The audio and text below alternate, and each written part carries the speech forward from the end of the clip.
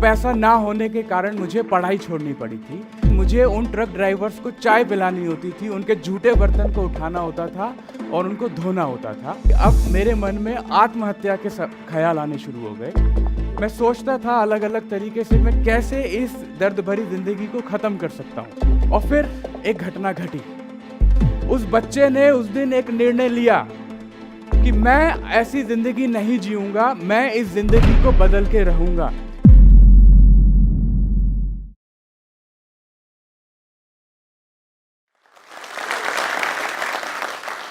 दोस्तों, आज मैं आपको एक ऐसे लड़के की कहानी सुनाऊंगा जिसने बचपन में चाय बेची, जिसके पिता परिवार को पालने के लिए पल्लेदारी किया करते थे और घर का हाथ बटाने के लिए मेरी माँ कपड़े सिला करती थी। एक समय ऐसा भी आया जब पैसे ना होने के कारण उस लड़के को अपनी शुरुआत में ही पढ़ाई तक छोड़नी पड़ी, लेकिन उस लड़के ने हार नहीं मानी। उस लड़के ने सपने देखे, उन सपनों को पूरा करने के लिए उसने संघर्ष किया, तमाम चुनौतियों से निपटा और आखिरकार अपने सपने को सच करके ही माना। वो लड़का कोई और नहीं, मैं ही हूँ। दोस्तों नमस्कार, मेरा नाम सचिन जिंदल है। ईस्ट दिल्ली में जनता फ्लैट्स में एक कमरे के मकान में अपने 2 भाई बहनों के साथ मेरी परवरिश हुई। एक साधारण से सरकारी स्कूल में हिंदी मीडियम से मैंने पढ़ाई करी और घर चलाने के लिए पिता जब पंजाब से दिल्ली में आए तो उन्होंने पल्लेदारी से काम शुरू किया। पल्लेदारी समझते हैं ना? अपनी पीठ पर बोझा ढोकर ट्रक से सामान को उतारना और चढ़ाना, उसे पल्लेदारी बोलते हैं। और उससे हमारे घर के खर्च नहीं चला करते थे, तो मजबूरी में मेरी माँ को लोगों के कपड़े सीना पड़ा करते थे और इस तरह मजबूरियों में, आर्थिक तंगी में मेरा बचपन निकला। तो अपनी कहानी की शुरुआत बोलूं या अपने संघर्षों की शुरुआत, वो मेरे स्कूली दिनों से ही शुरू हो गया था, जब पैसा ना होने के कारण मुझे पढ़ाई छोड़नी पड़ी थी। मैं पढ़ना चाहता था, अपने दोस्तों की तरह आगे बढ़ना चाहता था, लेकिन मजबूरी में, ना चाहते हुए भी, बेमन से मेरे पिता ने मुझे मेरे मामा के साथ काम पर लगाने का सोचा। और एक कड़वा सच ये भी है कि जब आप गरीब होते हैं तो अक्सर आपके रिश्तेदार भी गरीब ही होते हैं, और ऐसा ही कुछ मेरे साथ भी था। मेरे पिता ने मुझे मेरे मामा के साथ काम पर लगाने का सोचा, जिनकी अपनी एक चाय की दुकान थी दिल्ली यूपी बॉर्डर पर, जहां ट्रक वाले और उनके हेल्पर्स आकर के चाय पिया करते थे। और मेरी जिम्मेदारी वहां यूं लगाई कि मुझे उन ट्रक ड्राइवर्स को चाय पिलानी होती थी, उनके झूठे बर्तन को उठाना होता था और उनको धोना होता था। मेरे पिता ने ये बेमन से किया, लेकिन मैं उसको करना बिल्कुल भी नहीं चाहता था और ना चाहते हुए भी मुझे वो काम करना पड़ रहा था जिसका मैंने कभी सपने में भी नहीं सोचा था। जहां मेरे दोस्त खेल रहे थे, पढ़ाई कर रहे थे, उस उम्र में मैं वो चाय की दुकान पर जाकर के चाय सर्व कर रहा था। और ऐसा करते करते मुझे याद है मैं अंदर ही अंदर घुटने लगा, मगर छोटा था, अपनी परिस्थितियों और अपने हालातों के आगे मैं बेबस और मजबूर था। धीरे धीरे मैंने खुद को लोगों से और दोस्तों से काटना शुरू कर दिया और बहुत अकेला रहने लगा। अकेलापन एक समय ऐसा आया कि वो मेरे दिल और दिमाग पर इतना ज़्यादा हावी हो गया कि मैं डिप्रेशन में जाने लगा। तब छोटा था तो डिप्रेशन क्या होता है मुझे नहीं पता था, लेकिन वो डिप्रेशन इतना ज़्यादा बढ़ गया कि अब मेरे मन में आत्महत्या के ख्याल आने शुरू हो गए। मैं सोचता था अलग अलग तरीके से मैं कैसे इस दर्द भरी जिंदगी को ख़त्म कर सकता हूँ। और फिर एक घटना घटी। मेरे घर से उस दुकान पर जाने के लिए रास्ते में एक गंदा नाला हुआ करता था और वही एक तरीका था, उसको पार करके ही मुझे वहाँ तक जाना होता था। उस गंदे नाले पर एक काले रंग का गोल सा एक पाइप था जो फिसलन भरा था, जिस पर एक वक्त में सिर्फ एक ही आदमी जा सकता था। नाला पार करते ही एक रेल की पटरी थी। तो एक दिन वो घटना घटी। मैं नाला पार करते वक्त नाला पार कर रहा था, तभी एक ट्रेन का जोरदार हॉर्न बजा और मेरा ध्यान भटका। मैं सीधा जाकर के उस गंदे नाले में गिरा। गिर कर के बड़ी मुश्किल से मैं उससे बाहर निकला और अब सर से पैर तक मैं पूरा सन चुका था उस कीचड़ में। निकलते वक्त मेरा एक जूता भी उसमें रह गया। मैंने दोनों जूते वहीं पर उतारे और मैं सीधा घर की तरफ चल दिया। अब रास्ते में कुछ बच्चे जो गली में खेल रहे थे, कुछ औरतें जो धूप सेक रही थी, उन्होंने जोर से मुझ पर हंसना शुरू कर दिया। और फिर मैंने वो गिनती नहीं करी कि वहाँ से नाले से घर तक पहुँचते पहुँचते कितने लोग मेरे ऊपर हंसे। मुझे याद है मैं बिना किसी को कुछ बोले घर में सीधा बाथरूम में गया और मैं रो रहा था जोर जोर से। मैं न जाने कितने सवाल कितने प्रबल भावनाएं, कितना गुस्सा और नाराजगी उस वक्त मेरे मन में आ रहा था। मेरे कानों में उनकी चीखें गूंज रही थी, उनके हंसने की मुझे आवाज़ें आ रही थी। मैं कीचड़ उतारता जा रहा था, लेकिन उसकी दुर्गंध मेरे शरीर से नहीं जा रही थी। और फिर उस वक्त कुछ ऐसा हुआ जिसने उस बच्चे की जिंदगी हमेशा के लिए बदल दी। उस बच्चे ने उस दिन एक निर्णय लिया कि मैं ऐसी जिंदगी नहीं जीऊंगा, मैं इस जिंदगी को बदल के रहूंगा। अगर दूसरे लोग ऐसी जिंदगी जी सकते हैं तो मुझे भी पूरा हक है एक ऐसी जिंदगी जीने का। और उस क्षण मैंने यह निर्णय लिया कि आज के बाद मैं अपना अनादर नहीं करूंगा, मैं खुद को रिस्पेक्ट दूंगा और खुद को काबिल बनाऊंगा और कामयाब होकर ही रहूंगा। और फिर मैंने जोश के साथ पूरे वो रास्ते तलाशने शुरू किए जिससे मैं अपने को वैसी जिंदगी दे सकूं। और एक दिन न्यूज़पेपर में मैंने एक ऐड देखा, एक फ्री मोटिवेशनल सेमिनार के होने का जिक्र था। दिल्ली के YMCA ऑडिटोरियम में होना था, अगले दिन 7:30 बजे। मैं सबसे पहले जाकर वहां पहुंचा, लेकिन सबसे पीछे बैठा कि कहीं कोई मुझसे कोई सवाल ना कर ले। और मुझे नहीं पता था कि वो अगले 2 घंटे मेरी जिंदगी का लक्ष्य तय करने वाले थे। एक ट्रेनर आए और पूरी पब्लिक ने जोरदार तालियों के साथ उनका स्वागत किया। उन्होंने जो 2 घंटे बोला, वाकई में वो काबिल तारीफ था। और उस वक्त उस बच्चे ने मन में एक सपना संजोया कि मेरी जगह यहाँ इस भीड़ में नहीं, मेरी जगह भी वहीं है उस मंच के ऊपर, और मैं भी बनूंगा एक सर्वश्रेष्ठ वक्ता, एक अच्छा पब्लिक स्पीकर। और फिर मैंने खुद को तैयार करने के लिए ठान लिया, लेकिन पैसे अभी भी नहीं थे। वो कोर्सेज करने के, किताबें खरीदने के पैसे नहीं थे।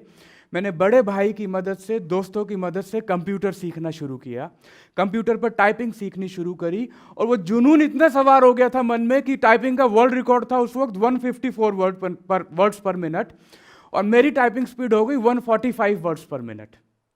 लेकिन लक्ष्य वो नहीं था वर्ल्ड रिकॉर्ड तोड़ना, लक्ष्य तो था गरीबी से बाहर निकलना। अब मैंने टाइपिंग जॉब करनी शुरू करी। जितने पेपर्स कोई और आम आदमी 2 घंटे में करता, मैं आधे घंटे में करना शुरू किया। और वहां से मेरी पहली कमाई, पर पेज मुझे 10 रुपये मिलना शुरू हुआ, और मेरी पहली कमाई 100 रुपये की हुई। होम ट्यूशन देनी शुरू करी कंप्यूटर्स की। वहां से जो भी पैसा आया मैंने ट्रेनिंग सेमिनार्स और अलग अलग ट्रेनिंग्स अटेंड करने में लगाया, और उसका मुझे फ़ायदा भी मिला। मेरा नेटवर्क बढ़ा। और जब मैं 20 साल का था, मुझे मेरा पहला सेमिनार देने का मौका मिला नोएडा में। और मुझे याद है उस सेमिनार को अटेंड करने आए थे 50 लोग, जिनमें से एक भी आदमी ऐसा नहीं था जिसकी उम्र 45 से कम हो, और मेरी एज थी सिर्फ 20 साल। तो जब मुझे ये पता चला कि ऐसे लोग आएंगे, तो मेरे मन में एक संदेह आया कि ये सब लोग एक्सपीरियंस लोग हैं, मेरी उम्र से डबल उम्र के लोग हैं। अगर मुझसे कोई सवाल पूछ लिया तो मतलब इतना सोचा ही था कि मानो पूरा नेगेटिव विचारों का एक काफिला उमड़ता चला गया मेरे अंदर। मेरे मन में सवाल आने शुरू हुए कि किसी ने कुछ सवाल पूछा और मैं जवाब नहीं दे पाया तो क्या होगा, कोई हंसेगा तो नहीं मुझ पर, और फिर मानो पता नहीं क्या। और मैं जब पब्लिक के सामने गया, वो 20 साल का लड़का उस 50 लोगों के सामने गया तो वो डर गया। मुझे याद है बहुत अच्छे से, जब मैं बोल रहा था तो मेरी दोनों टांगें लिटरली कांप रही थी, और बोलते बोलते मेरा ध्यान दोनों पैरों पर जा रहा था। उसके बाद जैसे किसी ने मेरे दोनों होंठ सिल दिए हों, मेरा दिमाग सुन्न हो गया और मैं चुप हो गया। पूरे हॉल में सन्नाटा छा गया, और अब जो ऑडियंस बैठी थी उन्हें समझ में आ गया कि इसके पैर कांप रहे हैं। मेरा चेहरा शर्मिंदगी से लाल था। मेरे एक सीनियर आए, उन्होंने पब्लिक को एड्रेस करना शुरू किया, और एक दूसरे व्यक्ति ने मुझे बाजू से पकड़कर बाहर आने का इशारा किया। उस वक्त पूरी रात में जाकर सो नहीं पाया घर में। रात को 2 बजे मैं परेशान था, अपने बाल खींच रहा था, क्योंकि अब मुझे एक डिसीजन लेना था कि या तो मैं डर जाऊं, इस इंडस्ट्री को छोड़ दूं, अपने उस सपने को छोड़ दूं, या हौसला रखूं, इसका सामना करूं और आगे बढ़ूं। मैंने दूसरा ऑप्शन चुना, क्योंकि मेरे पास आगे बढ़ने की वजह थी। मैंने चुनाव किया था इस गरीबी को हटाने का, हराने का। मुझे वापस उस चाय की दुकान पर नहीं जाना था, तो मैंने निर्णय लिया कि मैं इसी इंडस्ट्री में रहूंगा और बन के दिखाऊंगा एक कामयाब वक्ता। उसके बाद अनगिनत बार, मुझे याद नहीं है मैंने अकेले कमरे में खड़े होकर कितनी बार शीशे के सामने मैंने बोला होगा छोटे बच्चों को मैं बिठा लिया करता था और उनको बिठा करके बोला करता था। कितनी प्रैक्टिस हुई मुझे नहीं पता। और अब मुझे पहला मौका मिला एज अ ट्रेनर मुझे जॉब करने का। नोएडा में एक स्टार्टअप ट्रेनिंग कंपनी थी, वहाँ पर 15,000 की नौकरी के साथ मैंने शुरुआत करी। लेकिन जानते हैं क्या हुआ? सिर्फ 6 महीने के बाद मैंने वो जॉब छोड़ दी, क्योंकि मुझे वो सारे काम करने पड़ रहे थे जो मुझे मेरे सपने तक नहीं ले जा रहे थे। तो जब मैं घर गया तो माँ बाप ने, घर वालों ने बोला कि इतनी मुश्किल से तुझे नौकरी मिली थी, इतनी मुश्किल से तू वहाँ तक पहुँचा था और तू छोड़ कर आ गया, हमें भी सपोर्ट मिल रही थी, अब क्या करेगा, धक्के खाएगा। लेकिन मेरे मन में एक अटूट विश्वास था, मैं जानता था कि मुझे क्या करना है। और उसके बाद मैंने पीछे मुड़ करके नहीं देखा, अलग अलग रास्ते तलाशता गया, अवसर बनाता गया और मुझे पहला मौका मिला मुंबई में। लेकिन हम जैसे गरीब लोगों की जो है ना, वो शुरुआत भी मुश्किल होती है और राह भी मुश्किल होती है। मुंबई में जब मैं गया तो मेरे रहने की जगह हुई एक कपड़ों के गोडाउन में। वो 2 कमरों का वो गोडाउन था, जहाँ पर पूरा बॉक्स से सामान भरा हुआ था। मेरे चाचा वहाँ सुपरवाइजर थे, उनके साथ मेरा रुकना तय हुआ। 2 लोगों के लेटने के लिए भी जगह बड़ी मुश्किल से थी, और वो भी कब? वहाँ पर लेबर थी जो रात 11 बजे काम करती थी, 11 बजे तक काम करती थी, और 11:30 बजे वो लोग खाना होकर उस जगह को फ्री करते थे।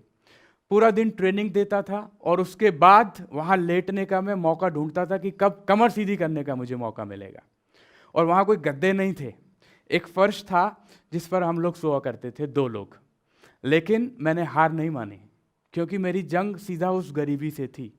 मुझे वापस उस ज़िंदगी में नहीं जाना था और मैं टिका रहा, लड़ता रहा अपने हालातों से। मैंने उस जॉब में 5 साल दिए, मैं सीखता गया, इम्प्लीमेंट करता गया, और एक समय ऐसा आया जब मुझे बेस्ट ट्रेनर का अवार्ड मिला अपनी ऑर्गेनाइजेशन में। और उसके बाद जितने भी बिजनेस डेवलपमेंट को लेकर के इंपॉर्टेंट ट्रेनिंग्स होने थे, वहाँ पर मुझे भेजा जाने लगा। सारे सीनियर ट्रेनर्स को छोड़कर उस एक यंग लड़के को भेजा जाने लगा, और ट्रेनिंग मैनेजर, और अब मैं एक ब्रांच ट्रेनिंग मैनेजर बन चुका था। और एक और मौका दिया मुझे ज़िंदगी ने, एक ऐसा प्रोग्राम मैंने अटेंड किया जिसने मेरी आगे की दिशा निर्धारित कर दी। आर्थिक आज़ादी को लेकर, पैसे को ज़िंदगी में कैसे जल्दी से निपटा जाए, वो साइंस मुझे सीखने को मिली। उसने मुझे अंदर से ना सिर्फ और मजबूत बनाया, बल्कि मुझे एक नया लक्ष्य और दे दिया, पैसे से पैसा कमाने का और ज़िंदगी में फाइनेंशियली फ्री होने का। अब एक दिमाग में फितूर और चढ़ चुका था, फाइनेंशियल फ्रीडम का। 5 साल की नौकरी के बाद एक चीज़ मैं बहुत अच्छे से समझ चुका था कि नौकरी से मेरी ज़िंदगी की ज़रूरतें तो पूरी हो सकती हैं, लेकिन एक अमीरियत वाली ज़िंदगी में नहीं जी सकता था। और मैंने निर्णय लिया अपना पहला ट्रेनिंग बिजनेस शुरू करने का, जब मैं सिर्फ 28 साल का था। मेरे घर वालों ने बोला, अभी तू ये कैसे कर पाएगा, नौकरी से पैसा आ रहा है। लेकिन मैं जानता था कि मेरा सपना अभी अधूरा था, वो मुकाम अभी अधूरा था। मैंने वो बिजनेस करना शुरू किया, और अब एक जवान लड़का उस पेशे में आ चुका था जहाँ पर सफ़ेद बाल वालों और हाईली क्वालिफाइड लोगों का बोलबाला था। और ये बात मुझे बहुत जल्दी एहसास भी हो गई जब मुझे हर जगह अनकहे रिजेक्शंस मिलने लगे। 1 साल के बाद मेरी जमा पूंजी खत्म हो चुकी थी और मेरे पास अब एक फूटी कौड़ी भी नहीं बची थी। और लोगों ने, दोस्तों ने बोलना शुरू किया कि देखा, हमने बोला था ना कि नहीं हो पाएगा। लेकिन मैं वापस नौकरी में गया, हार कर नहीं, अपने को प्रिपेयर करने के लिए, एक ऊंची छलांग लगाने के लिए, क्योंकि मेरा सपना अभी अधूरा था। 2 साल नौकरी में दिए और इस बार मैंने एक कैलकुलेटेड रिस्क लिया। मैंने फिर से अपना एक बिजनेस शुरू किया, और कुछ महीनों के संघर्ष के बाद ऊपर वाले ने मेरी सुन ली। वो दिन आखिरकार आ ही गया। 3000 लोगों से खचाखच भरा वो तालकटोरा स्टेडियम, लोगों की चारों तरफ तालियों की गड़गड़ाहट, और उनके सामने वही लड़का खड़ा था जिसे उस ट्रेनिंग से एक बार निकाल दिया गया था। लेकिन इस बार फर्क था, इस बार मेरे पैर कांप नहीं रहे थे, इस बार मेरे हौसले बुलंद थे, मेरी आवाज़ में जोश था, और मेरा हर शब्द लोगों के दिलों तक जा रहा था। और वो प्रोग्राम पूरा होने के बाद पूरे 3000 लोगों ने खड़े होकर जब मेरा स्वागत किया, तब मुझे एहसास हुआ कि सपने पूरे होते हैं। और अगले 6 महीनों में ही मैंने ऐसे 40 बड़े प्रोग्राम कर डाले। लेकिन ज़िंदगी के खेल बड़े अलग अलग होते हैं। मुझे बिजनेस लॉसेस फिर हुए और एक समय में मेरे पास सिर्फ 8,000 रुपये रह गए थे। लेकिन अब मैं समझ चुका था कि पैसा कमाने के लिए पैसे का होना ही जरूरी नहीं है, बिना पैसे से भी पैसा कमाया जा सकता है। और मैंने एक जॉइंट ट्रेनिंग वेंचर शुरू किया हेल्थ केयर इंडस्ट्री में, जहां मेरी जिम्मेदारी थी बिजनेस को बढ़ाने की, सेल्स की, मार्केटिंग की और प्रमोशंस की। और ऑफलाइन ट्रेनिंग बिजनेस में कुछ चैलेंजेस थे, उसको तेजी से स्केल अप करना चैलेंजिंग था, तो ज़रूरत थी कुछ ऐसा डेवलप करने की जिससे बिजनेस को तेजी से डेवलप किया जा सके।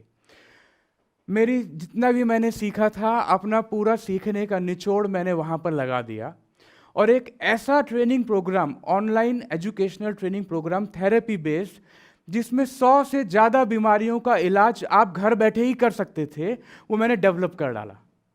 मरीजों को उससे फ़ायदा होने लगा, जो लोग करियर बनाना चाहते थे वो लोग आने लगे और ये प्रोग्राम एक सुपर डुपर शो साबित हुआ।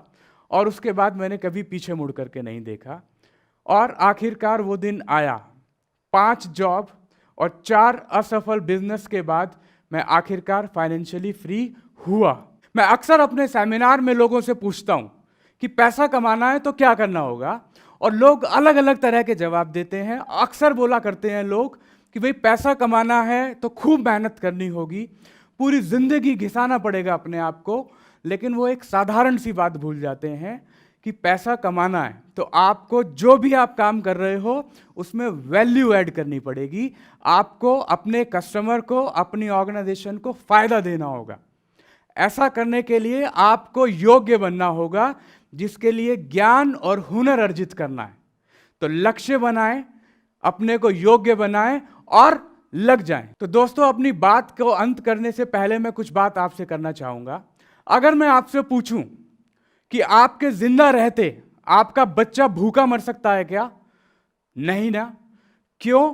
क्योंकि आपने अपने बच्चे के लिए एक कमिटमेंट ली हुई है, एक स्टैंड लिया हुआ है, एक जिम्मेदारी ली हुई है कि जब तक मैं हूं मेरे बच्चे को कुछ होने वाला नहीं है। जिस दिन ऐसी ही जिम्मेदारी आप अपनी कामयाबी के लिए, अपनी सफलता के लिए ले लेंगे, दुनिया की कोई ताकत आपको कामयाब होने से नहीं रोक सकती, फिर परिस्थितियां चाहे जो भी हो।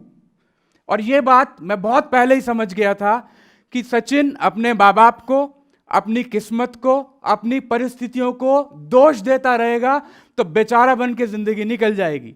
तो बेचारा बनना छोड़ और देख क्या चीज संभव है। मैंने हर वो काम किया जो मुझे मेरे सपने तक ले जाने के लिए जरूरी था। तो बेचारा बनना छोड़ो, दोष देना छोड़ो, उठो, जिम्मेदारी लो और अपने सपनों को हासिल करने के लिए जुट जाओ। थैंक यू जोश टॉक्स। इस वीडियो के बारे में अपनी राय नीचे कमेंट सेक्शन में हमें बताएं और अपने दोस्तों के साथ ये वीडियो शेयर करना ना भूलें।